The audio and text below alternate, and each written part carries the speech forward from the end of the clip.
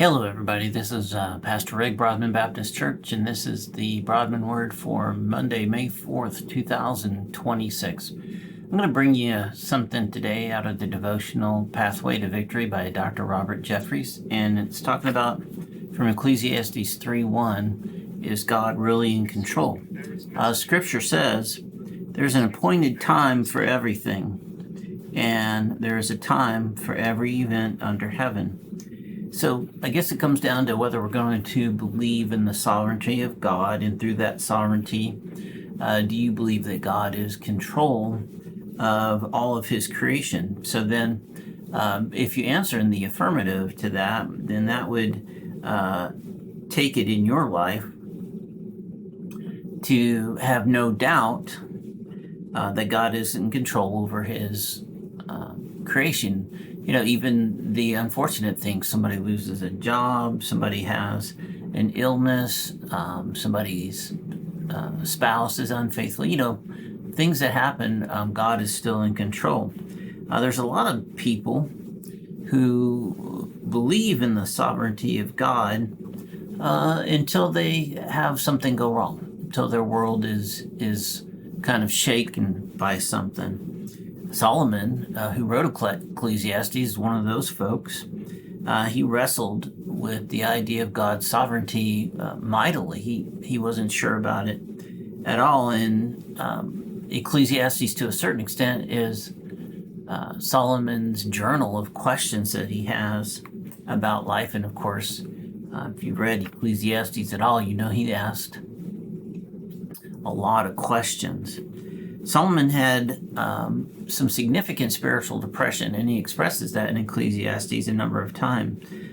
He says all of it is vanity, and looking at the cycles of human achievement and nature that he saw, he just, through his own experiences, came to the conclusion that life is effectively meaningless. But then in very short order, he goes extreme the other way and said then there's nothing better for a man than to eat and drink and tell himself that his labor is good. And this also I have seen that it is from the hand of God. So sort of a tale of two extremes here. And Solomon goes on to say, who could even eat and drink and be happy without God?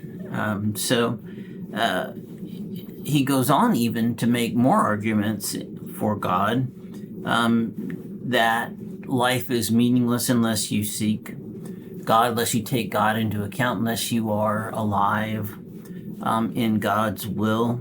So 3 of Solomon's arguments help us understand and answer this question if God is really in control. Solomon said that God has a divine plan for everything that happens in life. And he starts off with chapter 3:1. It says there's an appointed time for everything, and there's a time for every event under heaven. And for many years, it was generally accepted, not universally, but generally accepted, that there was a God, and that God created this world, and he keeps it running in order according to his will. A few centuries ago, naturalism began to develop and these ideas started creeping into society, and then the idea that there's no longer really a need to believe in God because we can explain the world through science and methodology.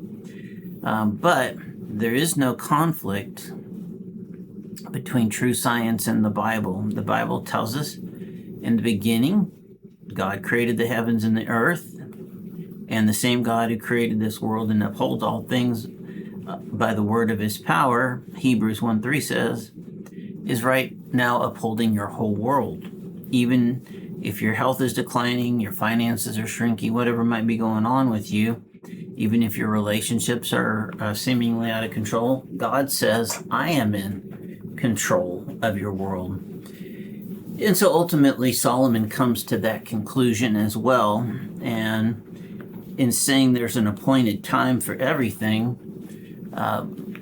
gives us the realization that Solomon came to the realization himself that God is in fact in control and has a divine plan for everything. Hey, listen, brothers and sisters, I hope you have a marvelous day in the Lord, and I'll talk to you next time.